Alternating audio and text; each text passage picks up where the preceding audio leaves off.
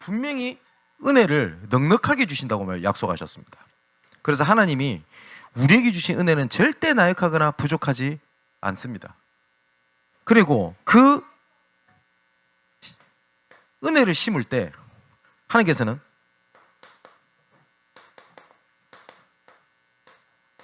풍성한 열매를 분명히 약속을 하셨습니다. 사단이 막을 수 있는 것은 없습니다.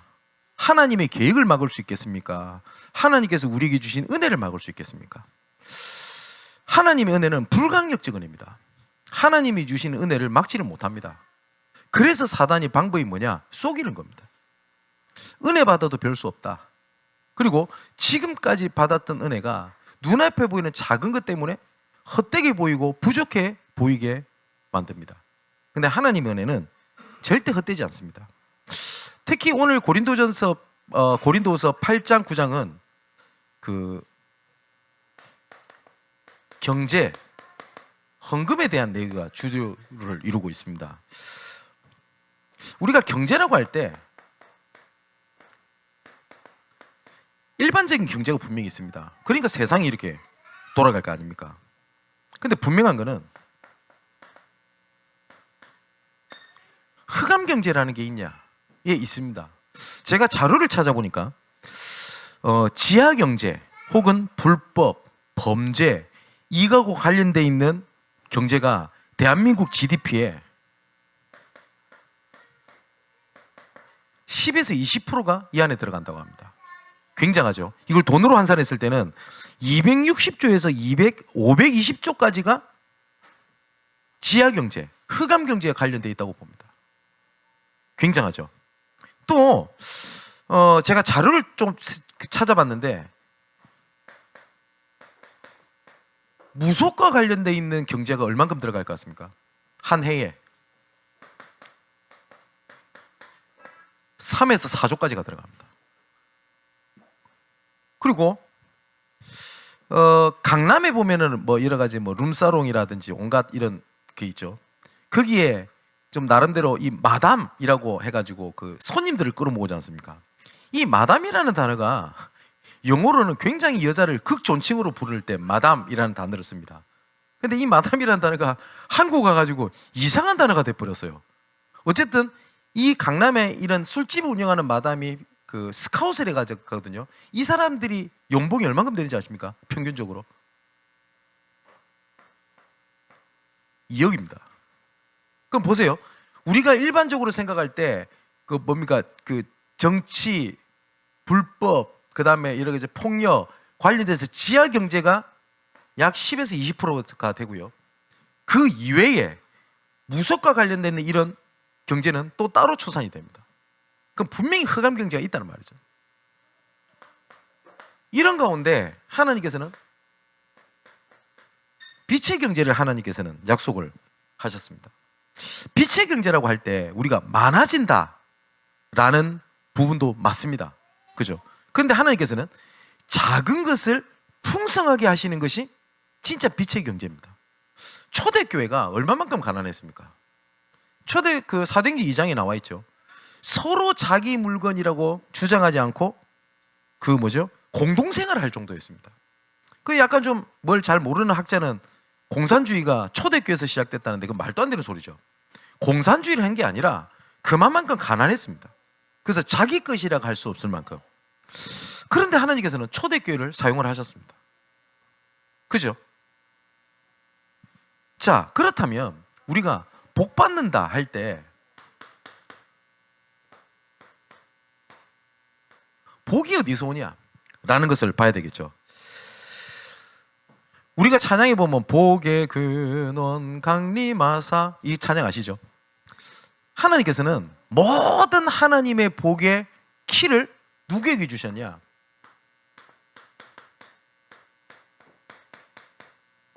예수 그리스도 안에 숨겨두셨습니다.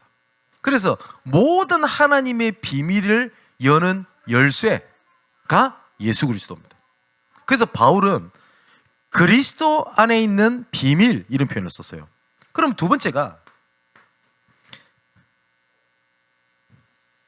복을 받는 복의 원리를 우리가 알아야 될 건데, 그 비밀의 원리를 알면 오늘 오전에 말씀드렸던 것처럼 하나님께서 응답하시는 원리를 분명히 말씀하셨어요. 그 원리대로 가면 그게 강함이 되고 누림이 돼요. 근데 이거를 모르면 그것만큼 절대 불가능한 게 없습니다. 그죠? 여러분 집에 요새는 이런 키를 쓰는 집은 거의 없고 비밀번호를 누르죠. 비밀 아닙니까? 그죠? 그러니까 비밀번호 아닙니까? 근데 이 비밀번호가 알려지게 되면 그때부터는 더 이상 비밀이 되지 않고 그 안에 있는 것을 찾아 누릴 수 있는 강력함이 되고, 그죠? 누림이 되죠. 근데 그걸 모르면 아예 아무것도 못하는 겁니다. 하나님의 비밀인 예수 그리스도, 바울은 이렇게 표현을 했어요. 그러면 어느 정도냐? 믿음의 시작을 창세기 12장 1절 3절에 아브라함을 부르시면서 말씀하셨습니다. 너는 복의 근원이 될지라. 그 왜 복의 근원입니까? 이 아브라함을 통해서 누가 오시죠? 예수 그리스도께서 오십니다. 그래서 마태복음 1장 1절에 이렇게 기록되어 있잖아요. 아브라함과 다윗의 자손 예수 그리스도의 세계라. 그죠? 성경 전체가 예수 그리스도에 관한 얘기입니다. 자, 어떻게 복의 근원이냐? 에베소서 1장 3절에는 바울이 이렇게 고백합니다. 그리스도 안에서 하늘에 속한 모든 신령한 복을 우리에게 주시되. 뭐요? 그리스도 안에서 하늘에 속한 모든 신령한 복. 누구에 있다고요? 그리스도 안에 있습니다. 그래서 우리가 기도할 때도 예수 그리스도 이름으로 기도합니다 라고 얘기를 하죠. 그리고 예수 이름을 믿고 구원받습니다. 그죠? 예수 이름이 선포되는 곳에 흑암이 무너집니다. 예수 그리스도의 언약을 붙잡는 곳에 청문전사가 파송됩니다. 모든 것의 하나님의 중심은 예수 그리스도입니다. 그래서 성경을 볼 때 구약에는 오실 메시아가 보여야 되고 신약에는 오신 그리스도가 보여야 돼요. 그거 외에 다른 것이 보였다? 사실상 성경을 잘못 본 겁니다. 그죠? 주제를 알아야 될 거 아닙니까? 성경의 주제를.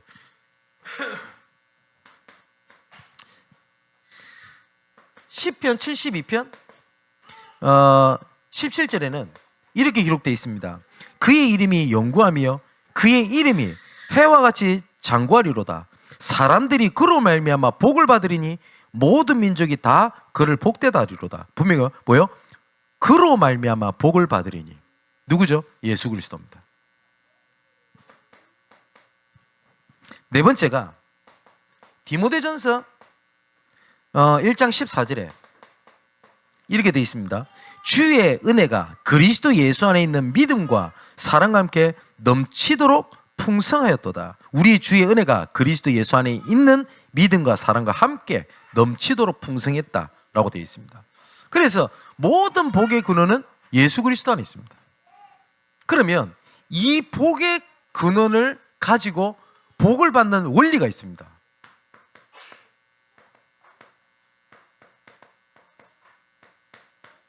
하나님 나라의 일입니다. 하나님께서는 그 주의 계획을 이루는 자에게 하나님께서 더욱더 풍성한 은혜를 베푸십니다. 하나님께서 모세에게 말씀하셨습니다. 나는 은혜 베풀 자에게 은혜를 베풀고 긍휼을 베풀 자에게 내가 긍휼함을 베다하느니라 라고 말씀하셨습니다. 그래서 하나님이 주시는 은혜가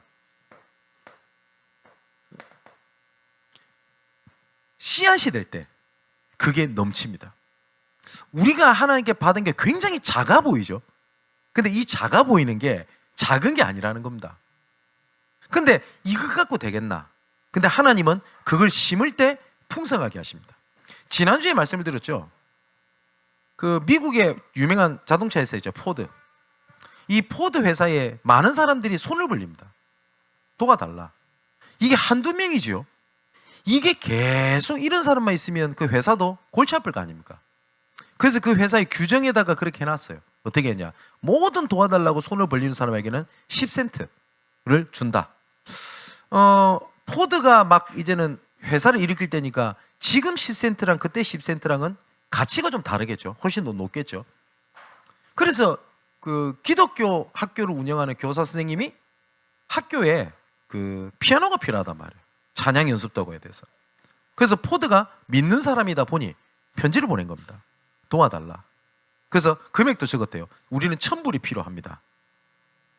보냈는데 10센트를 보냈어요. 규정이니까. 근데 이걸 딱 받고 이 선생님이 너무 감사했대요. 하나님 주신 은혜. 그래서 이걸로 할 수 있는 게 뭘까? 라고 하다가 땅콩 씨앗을 산 겁니다. 그래서 땅콩을 심었어요. 그리고 학생들한테 이렇게 가르친 겁니다. 하나님이 주신 은혜는 절대 부족하지 않다. 제대로 가르친 거죠. 그래서 그 땅콩을 재배를 한 겁니다. 수확을 얻었어요. 피아노를 살 뿐만 아니라 넘치도록 얻게 된 겁니다. 그래서 자기를 도와줬던 포드에게 땅콩 좋은 거를 구별해가지고 보내줬어요. 당신이 베풀어 주신 은혜에 이렇게 우리가 하게 됐으니까 감사합니다. 포드가 그 편지를 받고 충격이 된 거예요. 왜냐? 단 한 명도 그렇게 보낸 말한 사람이 없을 뿐더러 오히려 그런 얘기도 들었겠죠. 돈 그렇게 많아가지고 겨우 10센트 이런 얘기 들었겠죠. 근데 그 편지에 포드가 그리 감동을 받았어요. 그래서 그 자리에 비서한테 시켜가지고 바로 10,000불을 보내라 라고 지시하고 난 다음에 지금은 어떤지 모르겠습니다. 한동안 그 학교와 포드가 자매결을 계속 도왔다는 얘기를 들었습니다. 하나님의 은혜를 헛되이 받지 않는 사람을 하나님께서 그냥 두시지 않습니다. 그게 하나님의 응답의 원리입니다. 분명히 예수님께서도 말씀하셨습니다. 마태복음 6장 33절 먼저 그의 나라 그 의를 구해라. 그리하면 이 모든 것을 다 너희에게 더하여 주시리라. 맞죠? 자, 바울의 기도입니다. 에베소서 1장 18절 19절에 보니까 이렇게 되어 있습니다. 하나님의 부르심의 소망, 그 소망 안에 있는 하나님의 풍성함, 그리고 지극히 베푸시는 하나님의 능력. 너희의 눈을 열어서 3가지를 보기 원한다. 첫 번째, 부르심의 소망. 그 다음에 풍성한 은혜, 지극히 큰 능력. 이렇게 얘기를 했습니다. 빌립보서 4장 19절에는 나의 하나님이 그리스도 예수 안에서 영광 가운데 그 풍성한 대로 너희 모든 쓸 것을 채우시게 될 거다.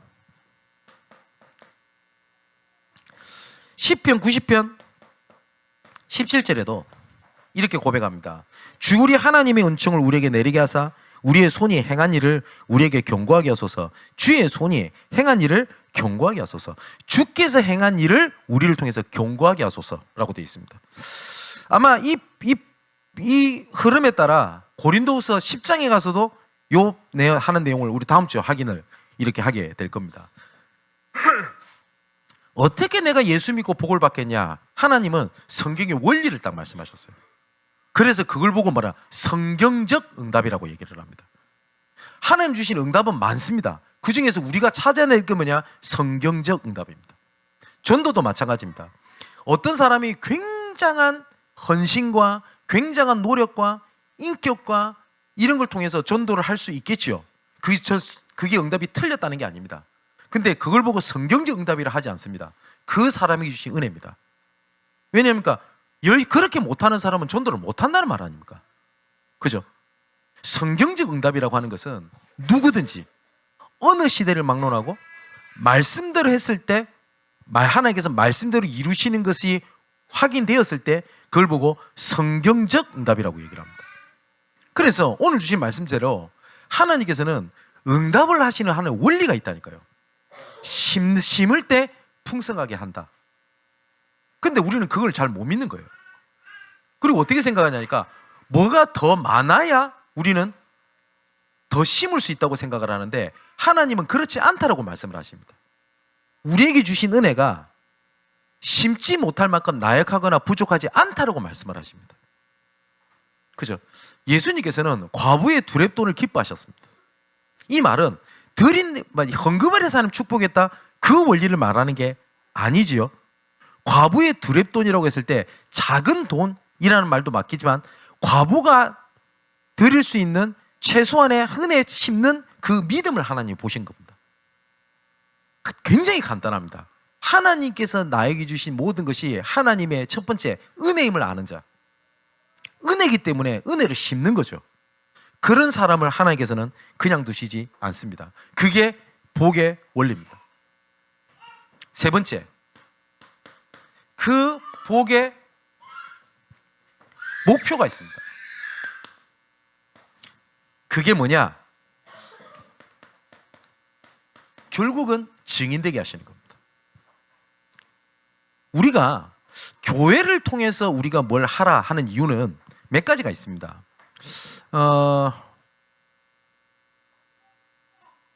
어떤 분이 저를 돕겠다고 얘기가 나왔어요. 그러면 제가 받을 수 있겠죠. 이걸로 감사함으로 하면 됩니다. 그죠? 그런데 그런 사람들이 많아지면 어떻게 되겠습니까? 많아지면 제 딴 생각 들까요? 안 들까요? 저는 목사님 믿습니다. 예, 믿지 마십시오. 저는 그렇게 완전한 사람이 아닙니다. 저 변할 거 아닙니까? 그죠? 그런데 교회를 통하여 누구를 돕게 되면요, 그것이 개인으로 돕는 것이 아니고 그 사람에게도 하나님의 은혜가 임하게 되고요, 그리고 그 사람도 그 은혜를 쉽게 생각하지를 않습니다. 그래서 보통 선교사님을 도울 때 교회를 통해서 돕는 이유가 그것 때문에 그렇습니다. 그죠? 그리고 만일에 교회가 아닌 개인적으로 제가 어떤 수고를 했다고 받게 되면 금액이 크든 안 크든 그 사람을 목회자인 제가 의식을 합니다. 어떻게 되겠습니까? 그죠? 제가 만일에 우리 교회 성도들을 봤을 때 저 사람은 헌신을 많이 하니까 좀 그 사람 말에 더 기울이고, 저 사람은 그렇지 않으니까 좀 등한시이고, 만일에 제가 그렇게 된다면 어떻게 되겠습니까? 그죠? 그래서 바울이 고린도 교회에 얘기를 하는 겁니다.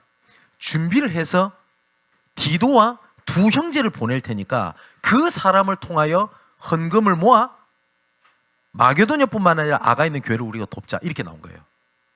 그 이유는 하나님의 은혜의 풍성함에 대한 증인이 되기의 목적이 되는 겁니다. 자, 목표는 딱 하나입니다. 하나님께서는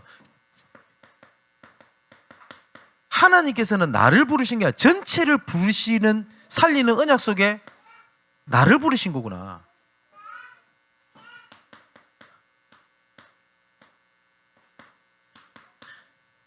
하나님께서 그냥 만난 게 아니야, 한 게 아니구나. 그죠? 제가 이런 얘기를 종종 하죠. 우리 랩런트들 친구 잘 만나야 됩니다. 학부모님들 우리 자녀들에게 친구 골라 만나라, 수준 가지면서 만나라, 이거 가르치지 마십시오.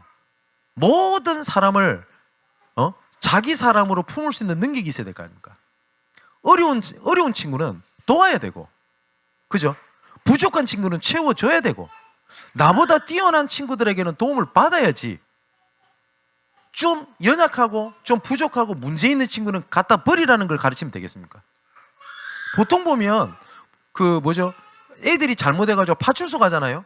그 부모님들이 꼭 하는 얘기 있습니다. 우리 애는 원래 그런 애가 아닌데 친구를 잘못 만나서 그래요. 또 옆에 있는 부모가 와서 그럽니다. 우리 애는 원래 그런 애가 아닌데. 원래 그런 애가 어디 있어요, 그러면? 그죠? 만일에 그런 애들 누가 살릴 거예요? 누가 도울 거예요? 아닌 말로 복음 가지고 있는 랩런트가 돕지 않으면 누굴 도울 겁니까? 근데 내 자녀를 보호하기 위하여 골라 사귀고, 얘는 안 되고, 심지어 어떤 부모님은 딱 정해줍니다. 쟤는 안 돼? 얘는 친구해? 이것만큼 하나님 앞에 불신한 게 어떻습니까? 그죠? 그리고 가정을 살리는 일, 그 다음에 여러분의 업과 전문성이 하나님과 방향이 맞아야 되잖아요. 그죠? 하나님이 나에게 맡기신 일 아닙니까? 그리고 내가 살고 있는 지역에 분명한 하나님 계획이 있지 않겠습니까? 자, 이걸 보고 전체를 살리는 언약 속에 나를 부르셨구나, 이걸 보고 다락방이라고 합니다. 그죠? 내가 있는 지역에 하나님의 계획이 있음을 알고 말씀 운동을 일으켜 예수 생명, 예수 능력하는 것, 여기다가 모든 거 다 집어넣어도 돼요. 내가 있는 문제에 하나님의 계획이 있음을 알고, 내가 있는 한계에 하나님의 계획이 있음을 알고, 그러면 어디로 돌아가는 거예요? 말씀 운동을 일으켜 말씀으로 돌아가. 결국 어떻게 해요? 예수 생명, 예수 능력 하는 걸. 이걸 보고 다락방이라고 합니다. 어떤 조직 단체 이름을 얘기하는 게 아닙니다. 아니면 모임 형태를 얘기하는 게 아닙니다. 내가 있는 연약함에 하나님의 계획이 있음을 알고 어떻게 해요? 말씀으로 돌아가는 거예요. 왜냐? 말씀에 모든 원리가 다 있기 때문에. 그 결과는 뭐라고요? 예수 생명, 예수 능력 하는 거. 만남을 어떻게 하겠습니까? 그 속의 응답을. 그걸 보고 팀 사역. 가정은 어떻게 하죠? 미션 홈. 내가 업과 전문성을 어떻게 할 겁니까? 전문교회. 그리고 지금 말씀을 듣고 계실 거 아닙니까? 각 지역에 왜 지교회가 있냐? 양문교회 브랜치를 만들자는 게 아닙니다. 그 여러분 뭐 서구라든지 의왕이라든지 여러 지역에서 지금 지교회를 예배를 드릴 때 저는 이 단어 안 쓰잖아요. 우리 교회 이름이 양문교회죠. 양문교회 의왕지교회, 양문교회 무슨 광화문 지교회, 저는 이런 단어를 쓰지 않습니다. 왜냐니까 그 단어 쓰는 그 순간 그 모임은 우리 양문교회 브랜치예요. 맞죠? 성경에서 말하는 지교회의 지자는 지역 지자입니다. 그래서 앞뒤도 없어요. 그냥 의왕지역에서 예배드리는 의왕지교회, 인천에서 예배드리는 인천지교회, 맞죠? 안산에서 드리면 안산지교회입니다. 누구의 내 교회도 없습니다. 그 목적은 딱 하나입니다. 생명 살리는 목적입니다. 그게 하나님의 복의 목표이기 때문에 그렇습니다. 조금 말씀을 드리면 고린도후서에 헌금에 대한 얘기가 나오는데 5절에 보니까 준비된 헌금을 얘기합니다. 이 말은 뭐냐니까 하나님께서 은혜를 주신 것이 있지 않냐 라는 거고요. 7절에는 그것을 은혜에 참여하고 은혜에 심는 거라고 얘기를 합니다. 그리고 8절에는 그것이 넘치는 은혜를 보게 될 것이고 9절에는 그것이 영원한 의가 된다. 그리고 이것이 나중에 13절에 뭐라고 되어 있냐니까 구원받은 자들의 하나님의 은혜의 증거가 된다. 이렇게 기록하고 있습니다. 그렇다면 심을 것이 풍성한 열매를 한다고 했는데 한번 조금만 생각해 보세요. 내가 하나님의 주신 은혜에 무엇을 심을까? 어떤 사람은 경제가 될 수도 있고, 그러니까 이렇게 경제를 심으면 틀린 거겠죠. 아유, 나는 잘 모르겠고 막 바쁘니까 뭐 그냥 돈이나 내야 되겠다. 그거는 심는 게 아닙니다. 맞죠? 안 하는 것보다 낫겠습니다만은 내가 진짜 하나님의 이 은혜에 참여할 수 있는 게 뭘까? 어떤 사람은 경제일 수도 있고, 어떤 사람은 기도로 같이 심을 수도 있고요, 어떤 사람은 함께 할 수도 있습니다. 어떤 사람은 직접 손을 잡아주는 사람도 있을 겁니다. 그죠? 하나님은 그것을 풍성한 열매를 맺게 하신다 라고 말씀을 하셨습니다. 자, 그렇다면 우리가 오늘 지금 말씀을 듣죠. 자, 내일은 언제입니까? 우리에게 내일은 없어요. 하룻밤 자면 그날도 오늘입니다. 그죠? 그래서 우리 청년들 그리고 우리 성도들이 진짜 잡아야 될 게 오늘이라는 시간을 어떻게 의미 있게 보냐. 이게 하나님의 은혜를 알고 심을 수 있냐 없냐가 모든 것의 차이가 됩니다. 아닌 말로 지나간 것은 과거는 이미 지나갔어요. 그죠? 그거를 한탄하고 그거를 원망한다고 해서 조금이라도 바꿀 수 있으면 하면 돼요. 아무것도 못 바꿉니다. 그리고 미래는 오지도 않았어요. 이것을 염려함으로 그 키를 한 자라도 더 할 수 있으면 해보라 안 합니까, 예수님이? 그죠? 답도 없는 걸 계속 하고 있어요. 근데 하나님께서 우리에게 맡기신 것은 오늘이라는 시간입니다. 오늘이라는 시간. 오늘이라는 것을 놓치면요, 모든 것을 본질을 다 놓쳐버립니다. 그죠? 여러분, 오늘이라는 의미를 딱 갖고 있는 시인은요, 요새는 낙엽이 많이 떨어지지 않습니까? 낙엽을 떨어지는 걸 보면서 시상을 떠오릅니다. 맞죠? 근데 오늘이라고 하는 본질을 놓친 시인은요, 그냥 지나가는 거예요. 그렇지 않습니까? 그 뉴턴의 만류인력 법칙 여러분 아시죠? 사과 떨어지는 거 보면서 봤다 안 합니까? 굳이 따지자면 사과 떨어지는 걸 누가 제일 많이 봤을까요? 사과 농장 아시실 때 더 많이 봤어요. 근데 단 한 명도 그게 만류인력과 관련되는 의미를 두지 않았어요. 그냥 오늘도 사과가 하나 떨어졌구나, 나 농사 지으니까, 이러고 지나가 버린 거예요. 그래서 어떤 사람에게는 그냥 지나가는 시간이 될 수 있고 어떤 의미를 두냐에 따라서 오늘이 최고의 시간이 될 수 있어요. 그죠? 똑같습니다. 이스라엘 백성들이 성경 전체는 이스라엘 백성들이 표면적으로 봤을 때는 저주와 재앙을 받은 역사밖에 없어요. 그죠? 크게는 뭡니까? 노예, 그죠? 포로, 속국, 그 다음에 디아스포라라고 하죠. 흩어진 자. 총 이스라엘은 7번 저주와 재앙을 받습니다. 그래서 이스라엘 백성들의 역사는요, 저주 재앙밖에 없어요. 자, 여기서 저주와 재앙을 받았구나. 우리가 예전에 그랬으면 안 됐을 건데, 우리가 이제는 잘해야 될 건데 라고 본 사람을 하나님이 사용하신 게 아니고요, 현실이 아닌 영적인 사실을 본 자를 하나님은 사용하셨습니다. 노예로 왜 갔을까? 그 하나님의 계획이 뭘까?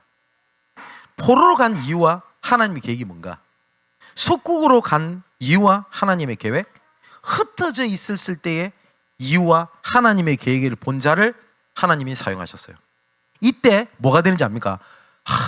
우리가 지금 포로에 잡혔구나, 속국에 잡혔구나 했던 그 과거가 상처가 아닌 그때부터 발판이 됩니다. 오늘이라는 시간 속에. 맞죠? 내가 어릴 때 그렇게 큰 상처가 있었어요. 그게 눌려 살다가 오늘 만남 속에 하나님의 계획을 봤더니 그게 상처가 아닌 거예요. 하나님의 계획을 이루는 발판이 되는 거예요. 이때 뭐가 되냐? 과거가 치유됩니다. 이거 보지 못하면 과거 절대 치유 안 됩니다. 왜냐? 지나갔던 과거가 뭐 치유되려면 기억 상실증이 와야 되는데요. 그러면 그렇지 않습니까? 부족하지만 제가 안증드렸지 않습니까? 어릴 때부터 가정에 있던 상처, 아버지한테 맞았던 기억, 그 기억 그대로 있습니다. 제 머릿속에. 어떻게 맞았는지, 어느 병원에 가서 치료를 받는지 기억 그대로 있다니까요. 상처 아닙니까? 지나간 과거죠. 어느 날입니다. 제가 오전에 말씀드렸던 대로 저는 어릴 때부터 청소년 사역을 했거든요. 상처 입은 애들이 너무 많아요. 그런데 같이 울어줄 수 있겠더라니까요. 여러분, 가출을 안 해본 사람은 이 말 이해 못할걸요. 여러분, 가출을 하면 우선 딱 드는 생각이 불량 학생, 이리 생각이 들죠. 그거하고 상관없이 진짜 그게 잡힌 애들이 있어요. 벗어나는 걸로 자기 문제를 해결하는 애들.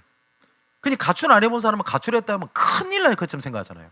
막 인생이 망하고 막 걔가 막 큰일 난 것처럼. 저는 해봐서 알거든요. 그 마음. 그래서 가출한 애들한테 보통 이런 얘기 합니다. 가출 혹시 해도 제가 전사 때는 전사한테 얘기를 해라. 필요하다면 내가 돈을 도와줄게. 진짜 급한 시간이라도 누구 한 명한테는 도움을 요청할 수 있는 연결고리는 있어야 되지 않냐. 그렇게 할 수 있으면 내가 대줄 수 있으면 좋겠다 라고 얘기를 해줄 수 있어요. 여러분, 그게 가출을 제가 종용하는 것 같습니까? 근데 그 애들 마음이 이해가 되는 거예요. 그때 느낀 거예요. 그 마음이 없었다면 저 얘들 이해했겠어요?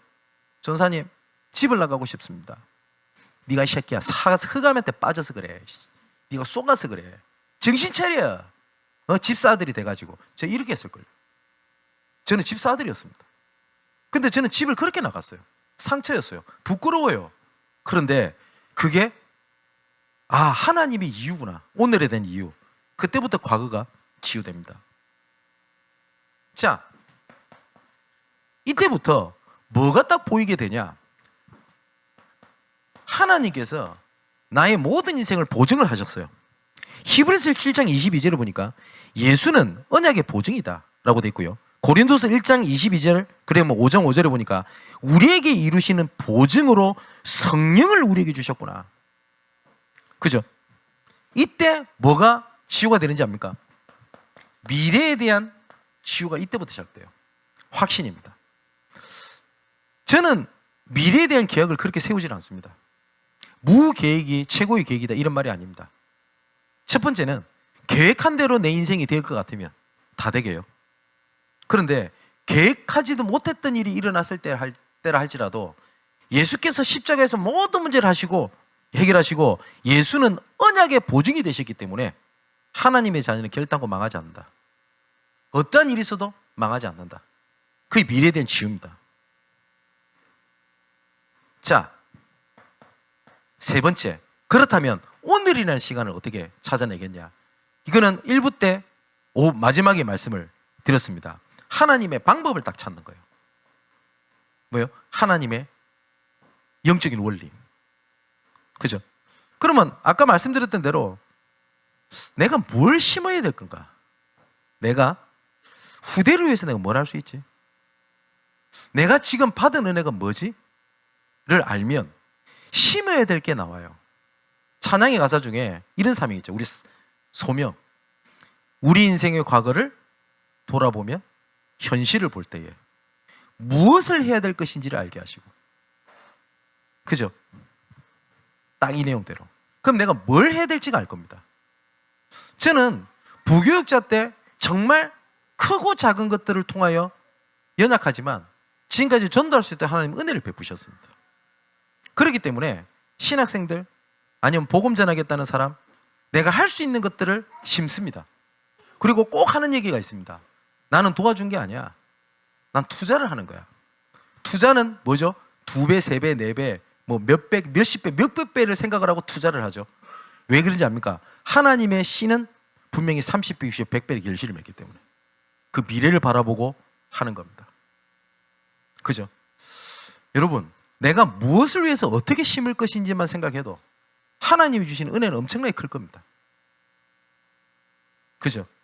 정말 올바른 것을 심는 여러분 되시기를 주님의 이름으로 축원을 드립니다. 그러면 오늘의 시간에서 어떻게 우리 청년들이 시작을 해야 되겠냐?